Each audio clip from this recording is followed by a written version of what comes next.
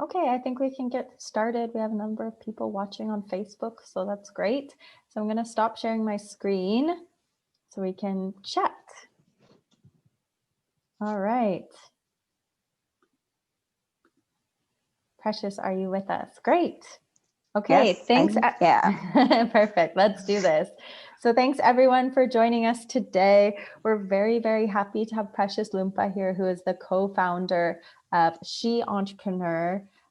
We've already been engaged with SheEntrepreneur at the Yay community for quite some time. So we're really excited to be having this talk today, which is, as I mentioned, is part of the Share Series webinar, which really tries to give exposure to different members from the Yay community and to talk about their stories, their struggles, and to really provide a place of exchange and dialogue amongst youth. So first off, thank you so much, Precious, for taking the time. I know you're super busy and we really appreciate you being with us today. You're welcome. Thank you for the introduction. Well, that's not the proper introduction. So let's give you a proper one. So Precious, as I mentioned, is the co-founder of SheEntrepreneur. SheEntrepreneur is a nonprofit based out of Zambia that works to support women entrepreneurs with access to resources, access to trainings, access to mentors. They run the gamut. And they've been active now for 5 years, you said, Precious, and so far super successful and really driving change in Zambia. So once again, very excited to have you here with us. And yeah, I don't want to introduce you because I think you can really do a better job of introducing yourself. So for the audience, please share a bit about yourself and your story. Hello, everyone. My name is Precious Lumpa. As Claire said, I'm co-founder of SheEntrepreneur, and we've been going for the past 5 years. Aside from that, I work for a nonprofit that helps community schools become more sustainable.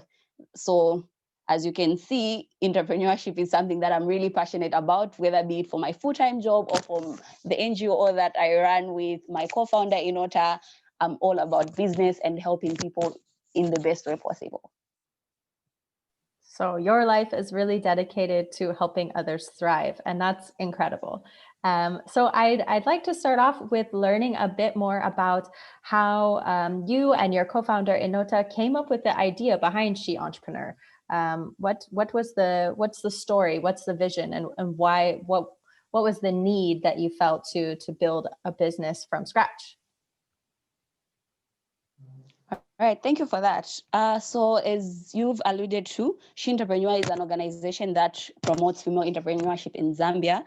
And we do this through trainings, mentoring, and providing platforms for visibility and networking for the women that we work with. So we started SheEntrepreneur a couple of years back when we were still in university. Both me and my fellow co-founder used to love engaging in campus activities and business activities to help ourselves go through university. So as time went by, a new association came on campus called which focuses on entrepreneurship and technology. So we decided to join that association. Down the line, we discovered that the association didn't really focus on the needs of women entrepreneurs, especially that we were students, and we needed to have that motivation and that spark that would ignite us to become interested in businesses that would help us through university and beyond university. So after working with them for a while, Inota approached me and she was like, hey, Precious, why don't we start our own organization that will focus on females? So at that point, we decided, okay, we're going to start an organization that was going to empower women. The organization was going to empower women through helping them start businesses, helping them prepare for the job market, as well as helping them become financially independent. So once we started that, we saw that a lot of people on campus were interested. So many women were interested. And in the first couple of weeks, we had over 100 women sign up to be members of SheEntrepreneur. Wow. We're like, okay, this is something that So we decided, okay, this is something that has to go beyond campus, and decided to register SheEntrepreneur as a non-profit making organization. So when we started the registration process, we wanted to register as SheEntrepreneur. When we went to the registration office, they said, well, you can't use that name, like it doesn't make sense. We tried to explain why we're using SheEntrepreneur, and they didn't still understand. So we said, okay, we're going to use SheEntrepreneur, and they were still fighting. You can't use she because that's a generic thing. We're like, well, we're dealing with females and we want to empower women, and that has to be the defining factor of our organization's name. So after a back and forth and fighting, we finally got registered as SheEntrepreneur. So from then, we decided to expand beyond UNZA, the University of Zambia, which is one of the institutions here in Zambia. We decided to expand beyond that and bring on board other young women from other institutions, as well as different socioeconomic background. And that's when we decided we're going to focus on empowering women, not just empowering them, but empowering them through entrepreneurship. That's great. But also, I can't believe that the business registry of Zambia told you couldn't register SheEpreneur or SheEntrepreneur. But I'm glad to see that you fought for it, because that's crazy. We thought so too. Well, you came out on top in that battle. Yeah, definitely. So I'm curious to know, throughout your journey, what is the type of support that you really felt that you needed at the beginning when you and Inota were really just starting out, versus the type of support that you need now, 5 years down the line as a more established business? Was the ecosystem able to provide you with that support? And if you could just share a little bit about, what was the real need for getting your business off the ground? So, as you may know, for most businesses or for most young people, when you're starting up, you are clueless of what to do, who to approach. So in the beginning, it was kind of like that for us. We didn't know who else was in that space and what exactly they were offering, what they were providing, who they were targeting. We just came up with this idea with no clue whatsoever if there's any other person in that space. So at the very beginning, this kind of support that we needed was people working in the same space with us, kind of giving us the push to say, hey, there's space for another organization to do this. And not only that, we needed people that were constantly going to cheer us on to say, you're not going to fail, like you're going to do this. This is a great idea. And that came from family and friends. They were our biggest supporters, and till date, they continuously support us. And not only that, like we were so overwhelmed with the number of people that were interested in being part of SheEntrepreneur. So at the very beginning, we needed a number of volunteers to always be part of us. I remember one time we had a talk with a certain lady high up there, and it was around personal branding and how people can brand their business over a couple of years. We had over 200 people come for that workshop. And when they came, obviously we wouldn't have managed that if we had been just the two of us. So at the very beginning, bringing other people, volunteers, to help us manage that sort of overwhelmingness was really important for us. And I think the fact that we started a nonprofit, we didn't really see the need of having a lot of income because we were operating from our dorms and everything else was kind of free. Like we would use lecture rooms for workshops, and beyond that, that's where now everything changed. Like after we moved from just working with university students to working with other institutions and other young people, that's where now we saw the need for having our own space. And not only our own space, we needed someone who was going to be full-time managing everything, because hey, me and my fellow co-founder both have other things that are going on, and we couldn't like fully focus on this. So having someone come on board and them supporting us. Not only that, we realized that having our own space came with other things. We needed to run the organization somehow. So operations came in. Operations come at a cost. How are we going to manage these costs? So now other things came in, like we needed to learn how to write grant proposals. We needed other people to come on board and help us run the write grants, like consultants coming in. And not only that, we needed to be creative in bringing up income. So what if we write a grant proposal? What if it doesn't come through? So we started engaging in income generating activities so that it would help us become more sustainable as an organization and not just shut down. So if I can summarize then for our viewers, really the beginning was about you guys kind of clarifying what your vision was, what you wanted to achieve, and building a network and a movement, if I can say that, around that vision, getting as many people involved as possible, getting the word out. And then later down the line, it became more of the need for kind of in-depth technical support on various topics, such as you mentioned grant writing, or how to build a program that's generating revenue. So your kind of needs really shifted over time as the business grew and got more mature. That's true. Excellent. So I want to move on to our next question, which is a kind of a tough question. It's a few questions in one, actually. So I wanted to ask if you could share about a step in your entrepreneurial journey where perhaps you guys really struggled, or maybe you questioned whether to keep going, and how you continued to kind of build momentum, even maybe when it seemed like it was fading a bit. And how did you continue during any hard time to continue to innovate and adapt and push SheEntrepreneur forward? And build this stable business?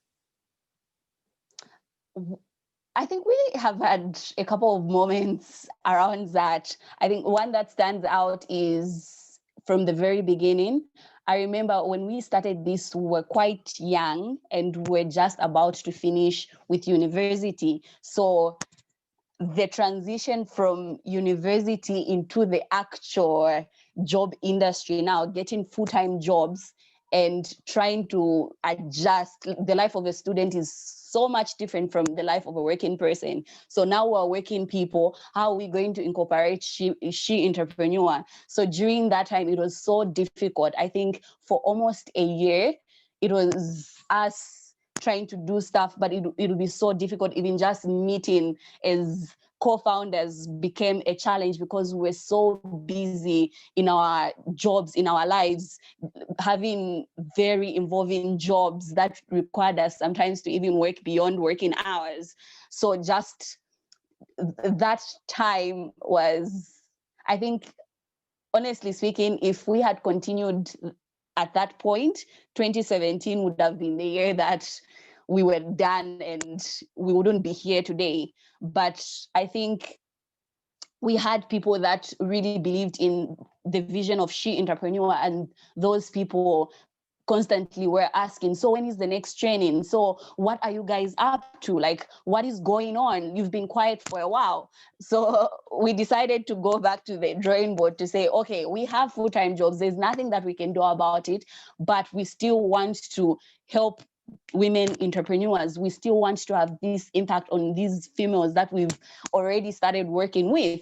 So the first thing that we did was engage someone to come and share into our vision. Like whatever we knew, we started mentoring that person to also know, so that even in our absence, that person would know about what, that person would understand what they would need to do.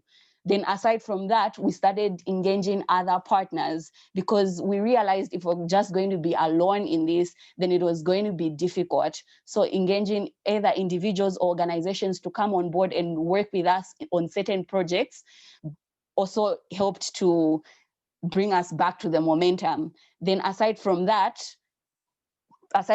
period, we've had other periods where we've lost momentum, and how we've kept momentum is continuously trying to innovate and engage. Like the best example is just this year when COVID came up. We would have lost momentum because there was no physical meetings. We couldn't do trainings in person. We couldn't meet people for networking events. So what we decided to do was, okay, what is it that we can still do that's still in line with helping women in business? That's when we brought in helping women. What's this? Helping women become more visible through their businesses. We started the online directory, which can be accessed by different people from anywhere that you are. Different women, no matter the size of your business, you can list on the directory and it can be accessed. Aside from that, we started doing the weekly spotlight on Facebook just to keep the momentum going, as well as show people that, hey, these are the people that are doing great in this business. If you're also doing something, come to us and to spotlight you. And I think that has kept the momentum going, and it's shown people that we're still there. In as much as the pandemic was there, we still tried to keep the momentum going. So it's been a couple of moments where we would have lost momentum and would have shut down, but we tried as much as possible to think of ways that we could continue as an organization, at the same time be innovative and adapt to different situations. So yeah, you guys have really been tested a few times then. Yeah. But it's amazing. I mean, you're obviously still here, and as you said, you've continued to adapt throughout COVID-19, and you've kept true to your vision, which is supporting women entrepreneurs. And as you said, you found ways to do that, whatever the barriers. So that's very impressive. And yeah, it's incredible to hear also that there was a time when you thought about maybe stopping or calling it a day, but having that supportive network around you and people who, as you said, they bought into your vision. They wanted you to succeed, that they were able to kind of be that push that you needed to get you over that hump, if we can say. Yes. Excellent. So the next kind of topic that I want to address is, people in the audience today are listening because they admire what you've been able to accomplish. So I'm wondering if you have any tips or strategies that you can share with the audience for staying true to your vision and for keeping focused in those tough times when you might be tested. Thank you for that.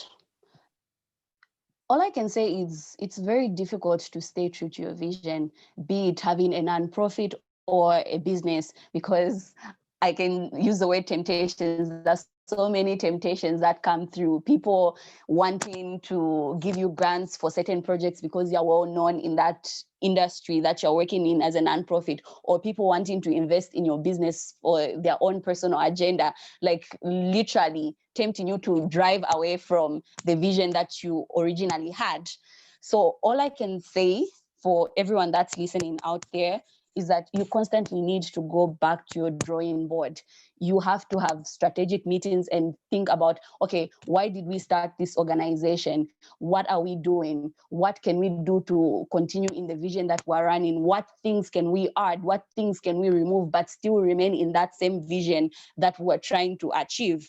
Aside from that, I think having accountability managers, these accountability managers can be your friends, they can be your family, they can be your mentors, just having someone that you constantly talk about with your vision, because you know that the day that you decide to derail from that vision, somebody is going to ask you to say, hey, I thought your focus was on this. What happened? Why are you moving to this new industry? Why are you moving to this new thing? So having people that are able to tell you that and not be afraid to say you're going to lose money out of that, or you're going to lose potential partners, potential investors out of that, is really something that is good and something that people should do. Aside from that, I think constantly being updated with what is going on in your industry, because that will help you refine your vision. That will help you know what new ways you can adapt that vision, what new innovative ways you can add to that vision. For example, if you are a fashion designer and you started off with making clothes, and then you want to grow as a business, if you're constantly seeing what other people are doing, for example, you go to Pinterest, you're a fashion designer, I think Pinterest should be something that you're really comfortable with. You go to Pinterest, you can get different ideas. How can I grow my brand? You can start making matching clothes. You can start making matching earrings, matching shoes. You can start hosting trainings. All those are ways that can help you stay true to your vision, at the same time make you viable as a business moving forward without having to move around and derail from your vision.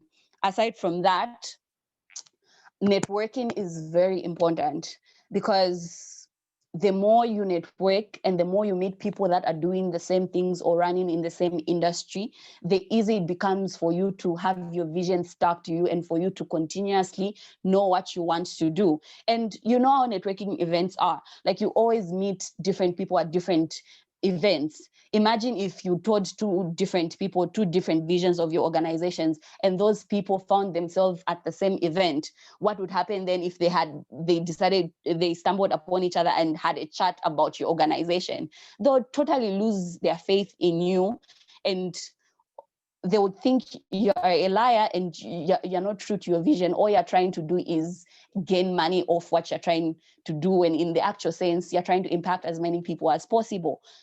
So you can see how easily you can lose your vision, but you still have to remember, stay true to your vision. So constantly visit your drawing board. Accountability managers are important. Research in the line of work that you're in, and network, because we never have to forget that your network is your net worth, especially Yes. if you're an entrepreneur. We have heard this a lot, and I love that takeaway line. But I also think that it's really interesting that you've used networking not just as a way to get your name out there, but also as a way to keep you accountable to your vision. I mean, I haven't really heard anyone say that, when they go out and network, if they're telling one person they're interested in pursuing this, and they're telling another person they're doing programs with X, Y, and Z, that if those two people happen to come together, they don't have a clear understanding of what it is you're offering, then that cloudies your reputation as well. And it makes them question, what is actually the value that your enterprise is offering. So that's a really innovative take. I also like that you said basically not to surround yourself with yes men or yes women, as we can call them in this instance. People that are just going to be like, oh yeah, do that, do that, do that. But people that are actually going to like bring some valid criticisms to the table, and maybe question some of the things you're doing, instead of just always constantly like being like, yeah, that sounds great. That they're going to be a little bit tougher on you. I think that's also important, to have those people around you that keep you honest. Thank you. So I'd also like to address with you, Precious, that we've talked about mentoring just on and off so far, but I'd like to know from you if you have had one mentor or a few different mentors throughout your entrepreneurial journey. And maybe you could share with the audience a few ways that these mentors have supported your growth, both as a young business owner and as an individual. And maybe I'd be curious to know as well if you've ever actually been a mentor yourself. Thank you for that. I think the misconception has always been a mentor is someone that has been in the industry for 20 to 30 years, and we always run to approach such people. But over the years, I've realized that it's not the case. There are certain people that can be your mentors that are a couple of years older than you and ahead of you, because they've been doing what they're doing for the longest period of time. So for us as an organization, I think over the years, we've had a consistent mentor that has been helping us through the ups and downs. And even though we've lost like all the momentum that I was talking about, we've always had someone that will always come back to us to say, hey, what's going on with you? Like, why aren't you doing what you're supposed to do? You said this is what you're doing this year. Why are we like on the second thing out of the 10th thing and it's halfway through the year? So we've had a mentor that has been on our case, and the things that person has helped us is, the first thing is holding us accountable. Like the example that I just gave, like they're always coming back to say, this is what you told me you're going to do, so you need to do this, or this is what you promised you're going to do, why didn't you do that? They're always holding us accountable. Apart from that, the constant encouragement, that has been, I think, one of the best takeaway, because there's been so many times when we've been tired, we've been stressed out, and we've felt as though maybe this is not what we should be doing, maybe we're not impacting enough women. But just having that person that tells you that that's not the case, you're doing a great job, look at the women that you've impacted, look at what you're doing, look at the content that you're able to provide, look at how you do your trainings, like you are different from other people that we've seen. Just that constant encouragement that we get has been something that has really helped us. Aside from that, the networking has been great. I think even the first year event that Inota attended was because someone that she knows from her network who mentored her had sent her a link to what you were doing here in Zambia, and we ended up attending that event as SheEntrepreneur. So like just introducing to various networks. And not only that, having someone that you can share your ideas with and get feedback, because I feel like both me and Inota are people that always have ideas coming, and sometimes it's overwhelming because we want to do so many things at the same time. But having someone to say, hey, like, do you think this is something that you should be doing now, or this is something that you should push off? Because a number of things we've had to gradually do them instead of doing them at once. For example, hosting networking events like the Founders Circle, bringing the online directory, or doing the spotlight, or facilitating trainings in a way, all that is been a gradual thing. We didn't do it all at once. For example, with the trainings, we started off slowly. Instead of doing a full throat training, we started off with, hey, you have a business. This is how you can start your business. These are the things that you need to put in place to start your business. Okay, let's wait until your business reaches a certain level. Okay, now your business is at this level. What do you need to do next for your business to move to the next level? Is your marketing in place? How are your finances doing? Do you have the necessary papers if someone approached to invest in your business? So we've had someone guiding us through all that, like, hey, don't do all those trainings at once to confuse people, like break them down to a place where people are able to understand and take it step by step. And it's been amazing. In terms of my personal life, I think my biggest mentor has been Inota. Like, it's crazy because people would think she's in my same age range, but the fact that she's ahead of me in what she's doing has been a constant encouragement. She's helped me manage work life, SheEntrepreneur, and being a mom, just creating that balance, and always constantly encouraging me when I'm down to say, hey girl, like, you know, you're smart, right? You know, you can do this. You know, like, you can find a way you can balance all of these things. You don't need to stress yourself over this. Like, she's just been that constant mentor for the past couple of years, in as much as people would be like, oh, but she's your co-founder. But for me, she's been my accountability manager. She's been someone who's introduced me to new networks. She's been someone who's encouraged me. She's been someone who's helped me settle my ideas.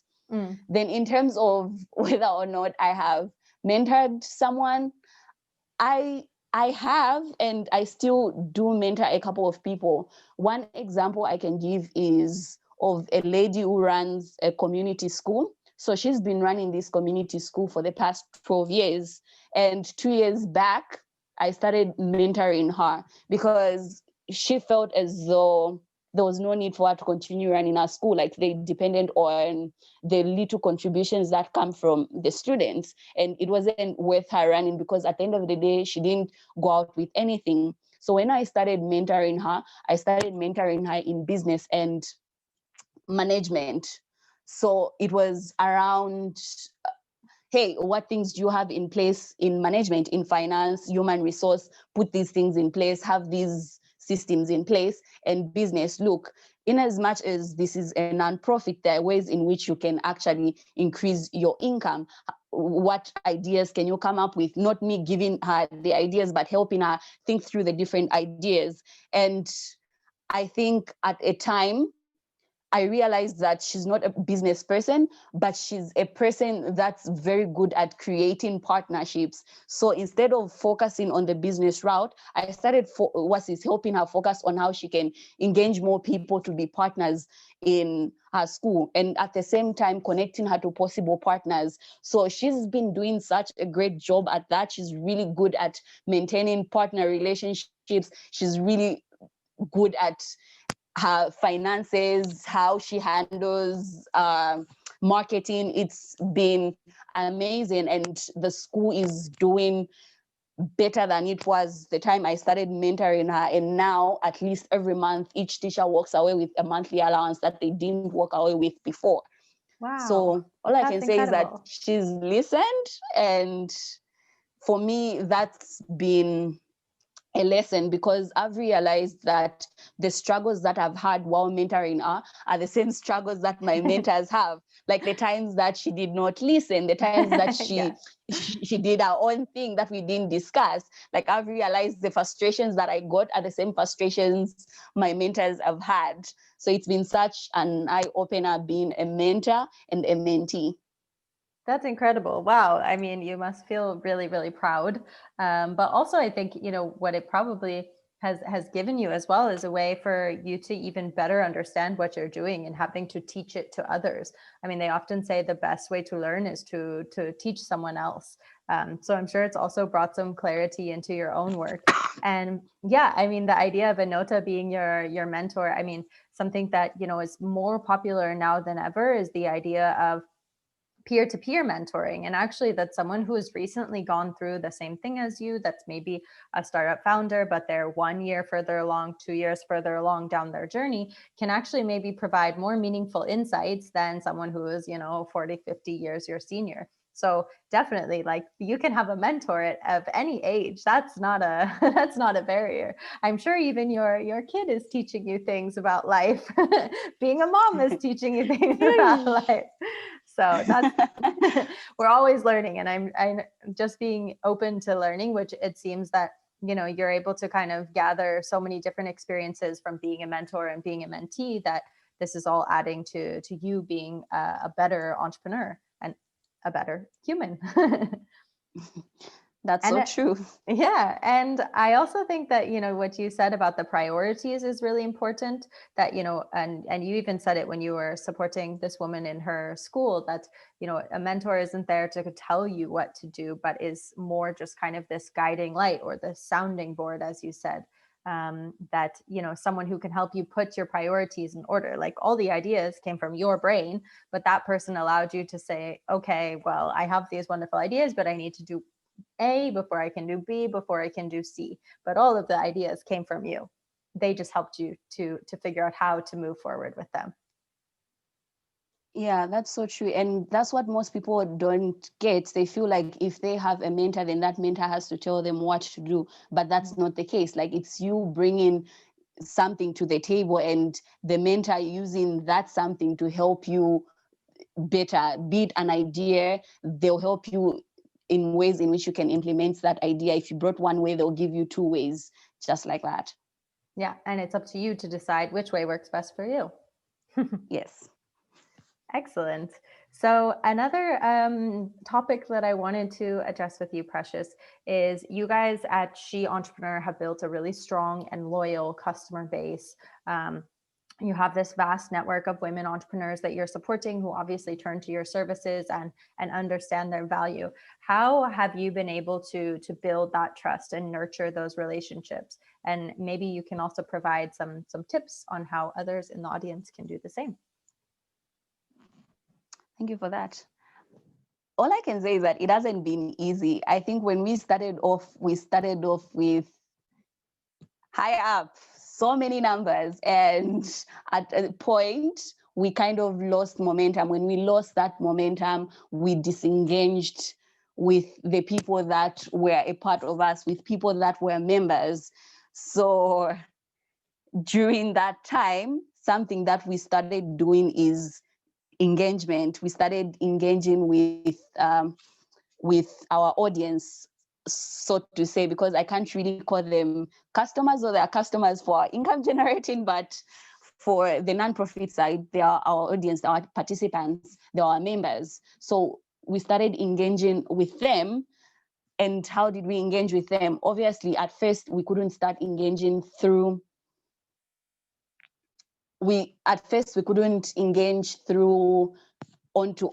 through in-person meetings. We started engaging online. Social media is a really, thank you, Mark Zuckerberg, for social media, because that has been really helpful. We started engaging through Facebook, doing posts that can engage people.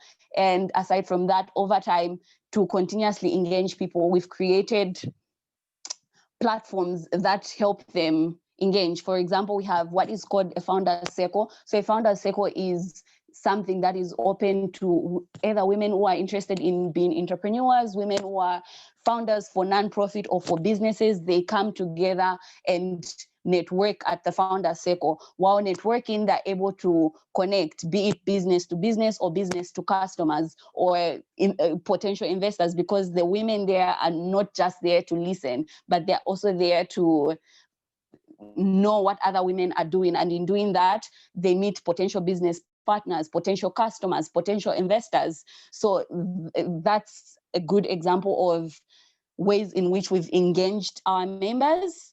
Aside from engaging them through social media and the Founders Circle, another thing that we've done is understand what they need.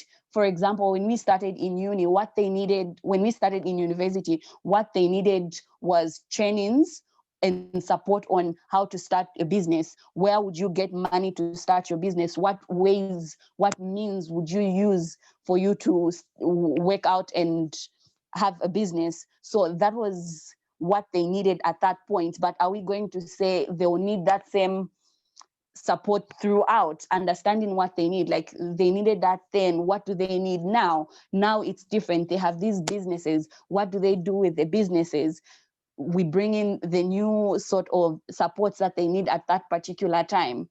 The other thing has been constantly being in communication with these women. Like we can't not update them with what we are doing, because it will go back to them asking, oh, so what is SheEntrepreneur doing? What are they up to? But constantly updating them. Okay, this is what SheEntrepreneur is doing. These are the events that we have. These are the trainings that we have. This is how you can participate or be a part of SheEntrepreneur. So like just having that communication through newsletters, through, again, social media, like always communicating to tell them, hey, we haven't forgotten about you. Like we're here and we want you to be a part of us.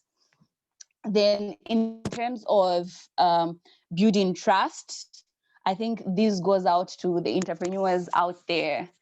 Like all I can say is that many entrepreneurs tend to lose their customers' trust. I think the best example is social media. I think most of you have noticed that on social media, you find people put up a picture of what they're selling and not put up their price. And then when a customer asks, what's the price? They'll say DM for price. And the next customer asks, what's the price? DM for price, DM for price. Like, do you think customers are going to trust you with their money if you're not putting your price? They will have the idea that you are giving them different prices, so breaking their trust. So all I can say is that in building your customers' trust, you need to be clear with what you're selling and how much you're selling it for. Be consistent in whatever you're doing. If you're selling a product, be consistent in providing that product. If you're selling a service, be consistent in providing that service. Apart from consistency, like I said, you need to constantly communicate with your clients. If you run out of stock, communicate to them that we're out of stock. If you're changing shop, communicate with them to say we're changing shop, we're changing location. Constantly communicate to them with what's going on. You're adding a new product, communicate this is a new product, not for them to be shocked and go into a shop to find that you've released a new product on the market.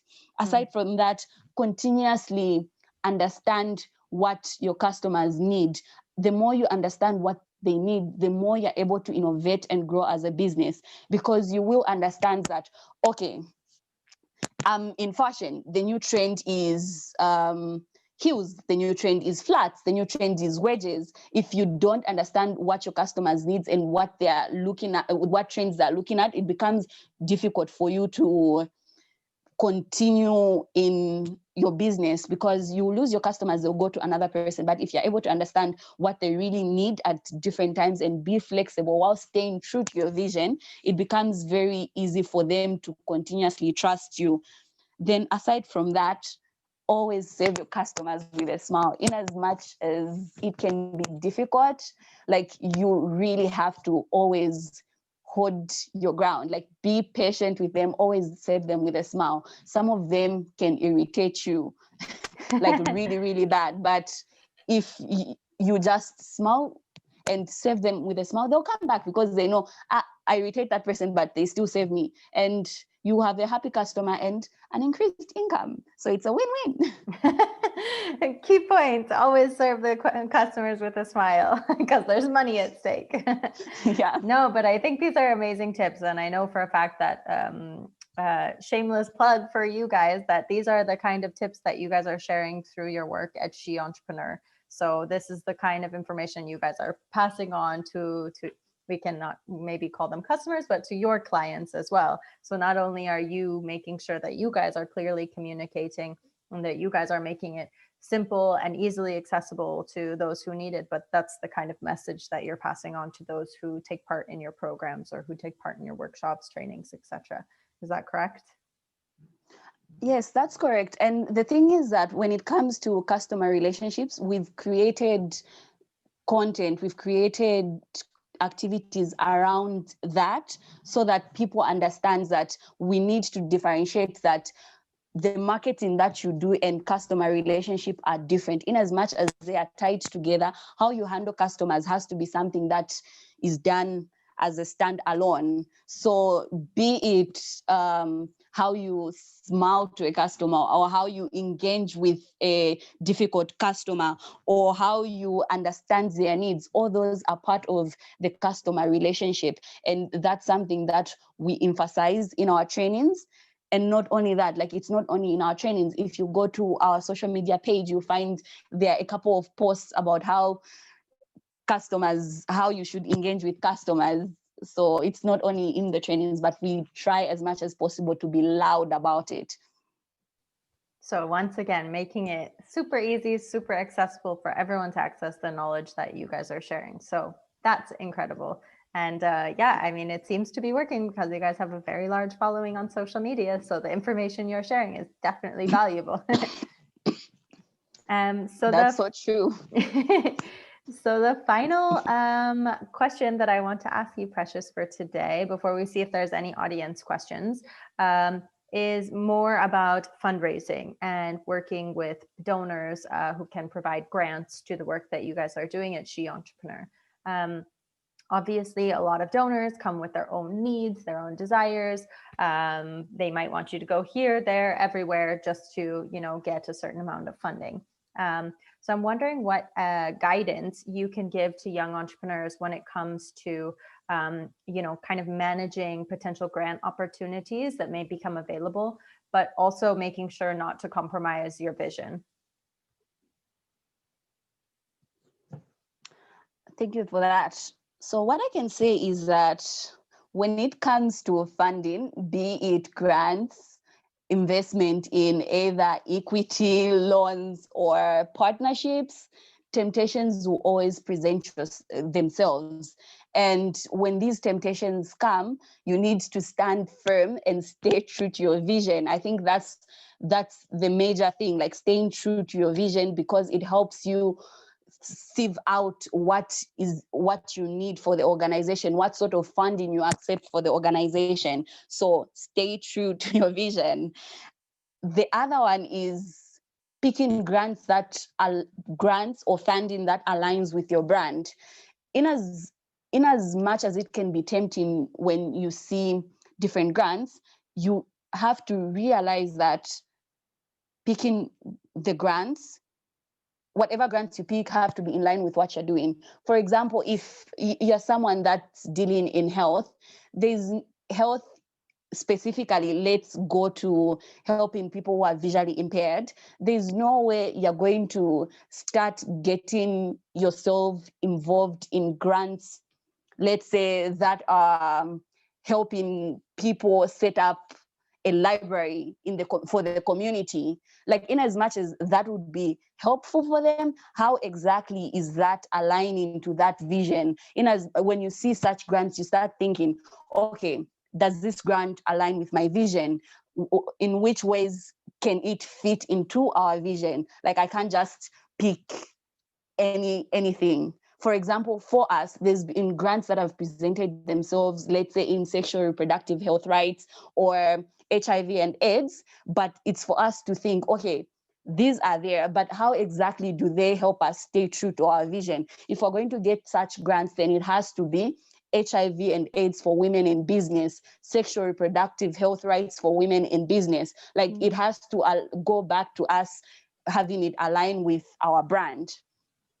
Another thing is constantly networking, because as a business, as an organization, you always choose events that are in line with what you're doing. There's no way me, a fashion designer, will go to an agriculture event. There might be potential customers, but if that agriculture event is to find investors, what am I doing there? So I need to understand what sort of networking events I need to attend, what sort of people do I need to follow for me to be able to find grant opportunities, because you never know. With networking events, you can find someone.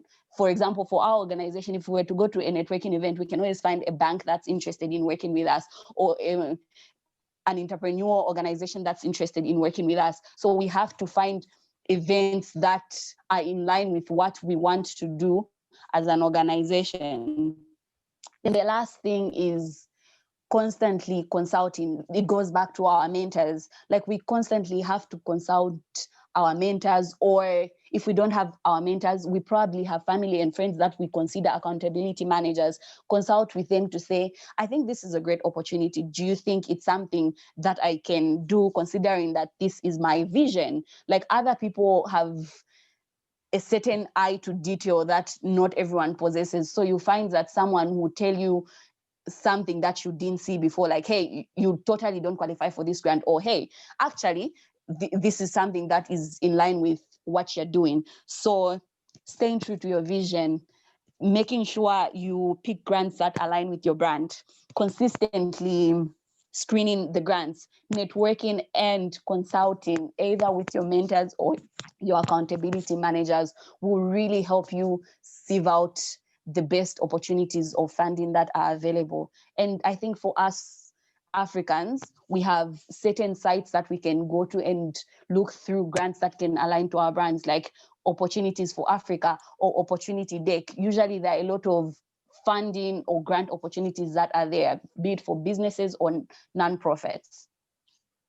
Excellent. So it's really important then for you to know like what your business is before you can go out and seek the grants or the funding opportunities, the investors, whatever it may be, who can best meet your needs. Because what I'm hearing from you is also, if you don't know what your business is doing, if it's doing all these different things, then you're going to be reaching out to all these different grants that don't quite align and perhaps take you even further from, you know, your original mission or your original goal.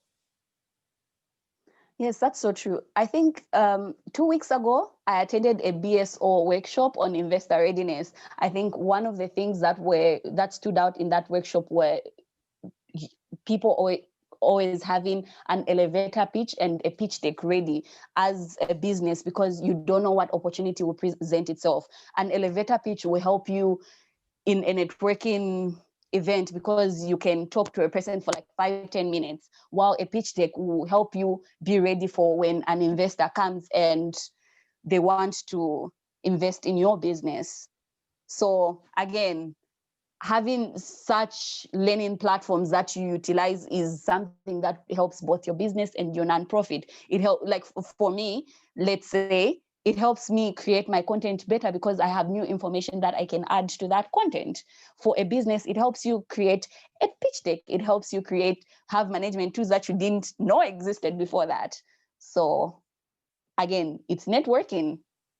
That's kind of the key takeaway I've gotten from you today, is that you are out there networking, and that at the start of your business, you took a lot of time and a lot of effort to build your vision, to make sure it was clear and that others understood it. And then you just went out there and network to build this movement and this community around SheEntrepreneur. And now that's all really paying off because the ecosystem, the community around you understands the value add that you guys have, and it's clearly shared. And it's what, as you said, it's contributed to the brand recognition that you guys have, that's really reputable and trustworthy. So all these things are really building on top of one another. So that's, if the audience gets one takeaway today, I think that's your kind of key takeaway, is network and stay true to your vision.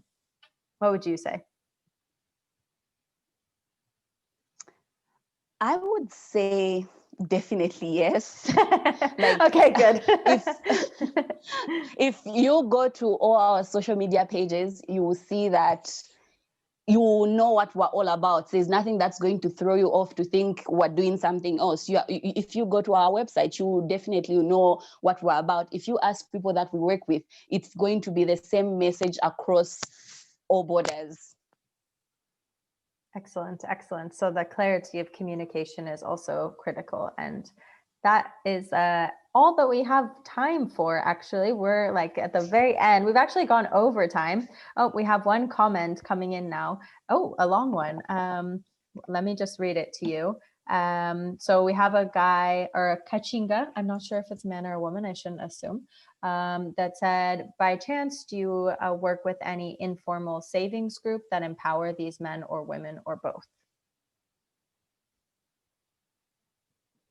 So right now, one of the innovative ideas that we have is to create a revolving fund that is going to support these women, because it's been difficult to just provide the technical support without the financial support. Some of them, the help that they need to move forward is capital, and most of them haven't reached a point where a big investor can come and invest in their money. Like, we have options of linking them to lending institutions, but we don't feel that's best. So right now, what's in the pipelines is creating a revolving fund that's going to help these women move forward in terms of the capital side of things.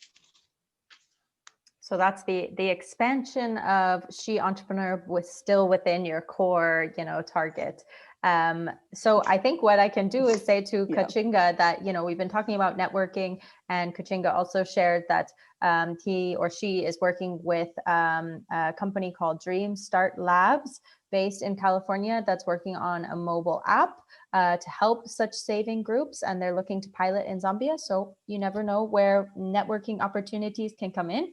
So Kachinga, if you can share your information in the chat box, then we can definitely pass that along to Precious, and who knows what can happen. We have a final comment from Ephraim, who says, very insightful, and thank you for sharing. So I think your takeaways were very clear, and I think it's all things that every young entrepreneur needs to take home and really work on, because I know, as you mentioned earlier, Precious, as young entrepreneurs, we can have so many ideas going in so many different directions that it can sometimes be hard to be like, nope, push it aside and actually focus on this one thing. But I think you provided some clear strategies and insights today on how to do that. So thank you so much for your time. Thank you so much for having me. We really appreciate you being here, and it won't be the last time we're in touch. And if anyone wants to reach out directly to Precious, you can do so through her profile on the Yay Community website, where you can send her a direct message. So just type in the search for Precious and send her a message and continue building networks. Thank you so much to everyone that took their time to be a part of this share series.